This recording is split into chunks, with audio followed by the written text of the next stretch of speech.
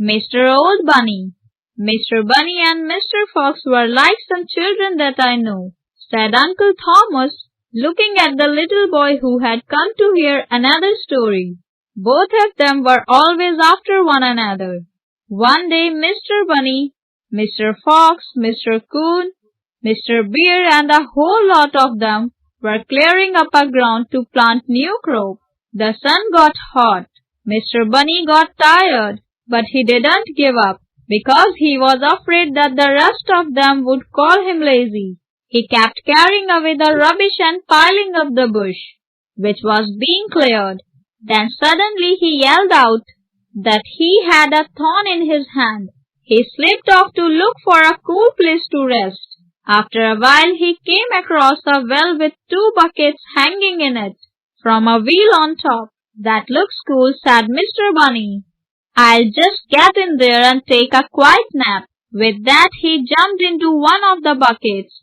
As soon as he did that, the bucket just went down into the well. Wasn't the bunny scared, Uncle Thomas?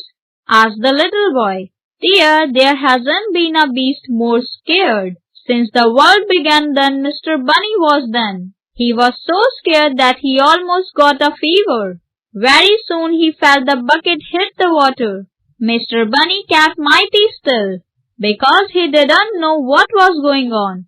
He just lay there shivering with shock. Now Mr. Fox always had one eye on Mr. Bunny. He saw him slipping away from the ground. Mr. Fox sneaked after him. He knew Mr. Bunny was up to something, so he followed him quietly. Mr. Fox saw Mr. Bunny coming to the well and stopped. Then he saw him jumping into the bucket. Next he saw him going down and off sight.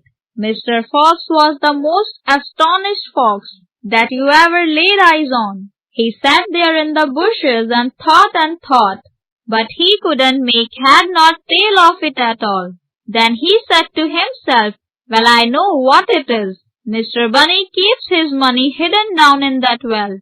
If he hasn't done that, he has discovered a golden mine. And if it isn't that, I'm going to find out what it is. Mr. Fox crept up a little nearer the well and listened. He didn't hear any noise or cries from Mr. Bunny. He came close to the well and peeped down the well. He didn't see anything, and he didn't hear anything. All this time Mr. Bunny was sitting quietly, scared out of his skin. He was afraid to move in case that the bucket tilted over. He didn't want to fall into the water.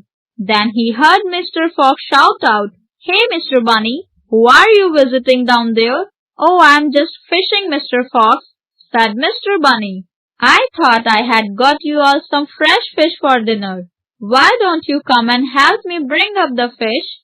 Said Mr. Bunny. How will I get down there, Mr. Bunny? Jump into the bucket, Mr. Fox.